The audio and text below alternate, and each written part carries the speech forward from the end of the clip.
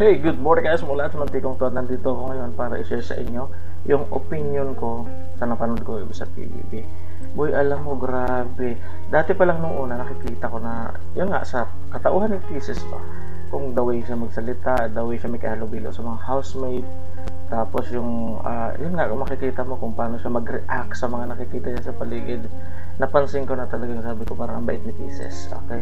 Alam mo, sa totoo lang, hindi mo masasabing mabait ang isang tao, lalo na kapag siya lang yung pagbabasihan mo. Iba pa rin kung makikita mo yung magulang niya. Doon kagabi nakita ko, tapos makilala din natin kahit papano, okay, yung papa niya kasi nga guest siya sa PBB, di ba? Doon ko mas lalong naintindihan yung sinasabi ko ngayon na talaga nga namang kumbaga grabe, talagang napaka buting bata ni Kisses, lalo na sa pamilya niya.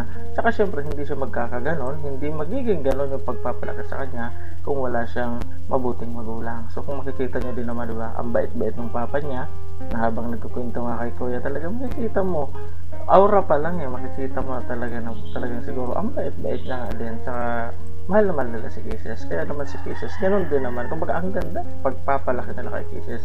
Kumbaga, walang bukang-bibig si Kisses, kundi yung papa niya, mama niya, pamilya niya, kung paano siya pinalaki, kung gaano niya kamahal ang magulang niya, ganoon. So, nakakaiyak talaga kasi, yun nga, di ba, nagpa-puts pa yung papa niya, and then, napansin niya kagad na yun yung papa niya. So, doon pa lang, parang gusto niya talagang sabihin yung mga hindi pa niya nasasabi sa papa niya. Kaya yun, kinuha niya yung pagkakataon na yun para may parating sa papa niya yung nasa loobin niya.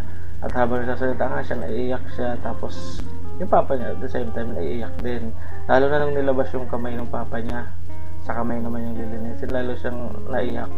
Kasi nga, kumbaga, sureball na sabi niya sa sarili niya na yun nga yung papa niya.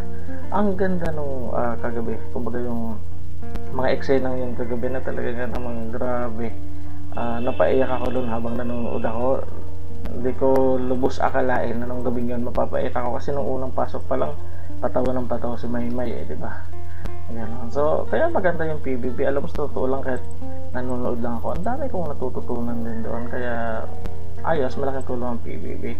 Samantalang si Heavy naman hindi pa rin makamove on boy kasi yun, nagtatanong nga siya kay Kuya, di ba? Ginawa naman niya daw ang lahat, pero bakit na-nominate pa rin siya?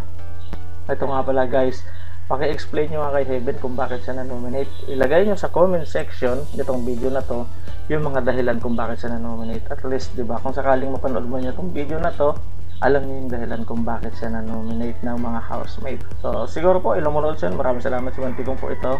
Hanggang sa muli po.